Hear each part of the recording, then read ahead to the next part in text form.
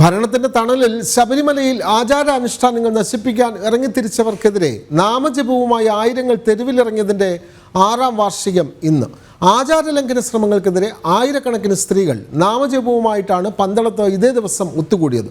ധർമ്മ പോരാട്ടത്തിന്റെ സ്മരണകളുമായി പന്തളം കൊട്ടാരത്തിന്റെ തിരുവാഭരണ മാളികയ്ക്ക് മുമ്പിൽ ഇന്ന് വീണ്ടും ഭക്തർ ഒത്തുകൂടി.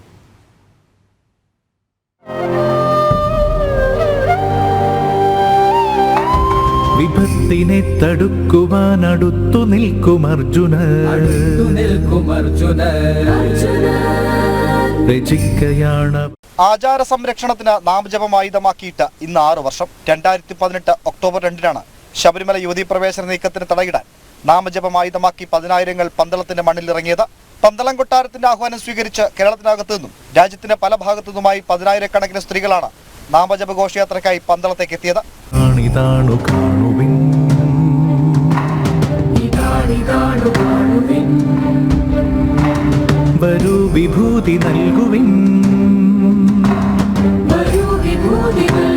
പിന്നീട് രാജ്യത്തുടനീളം ആചാര സംരക്ഷണ മുന്നേറ്റങ്ങൾക്ക് ഊർജം പകർന്ന 2018 ഒക്ടോബർ 2-ന്റെ 6ാം വാർഷികമാണ് പന്തളം കൊട്ടാരത്തിലെ തിരുവാഭരണ മാളികയ്ക്ക് മുൻപിൽ നടന്നത്.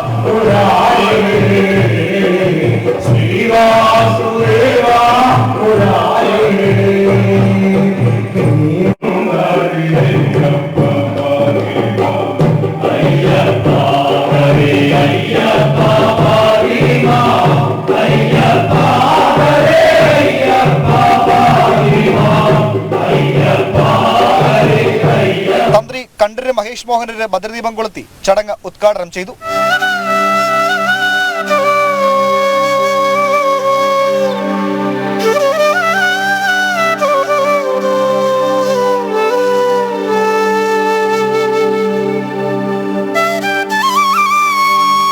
അക്കീരവൻ കാളിദാസ ഭട്ടതിരിപ്പാട് അനുഗ്രഹ പ്രഭാഷണം നടത്തി.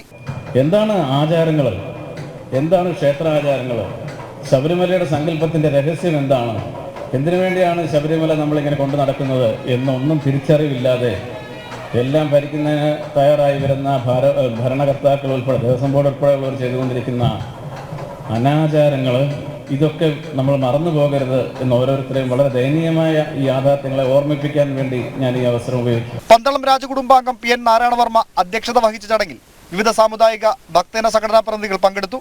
എരുമേലിയിൽ കുറിതൊടാൻ ഭക്തരിൽ നിന്ന് പണം ഈടാക്കാനുള്ള നടപടി പിൻവലിക്കണമെന്നാവശ്യപ്പെട്ട് ദേവസ്വം ബോർഡിന് കത്തയക്കാനും യോഗത്തിൽ തീരുമാനമായി. ജനം, പത്തനംതിട്ട.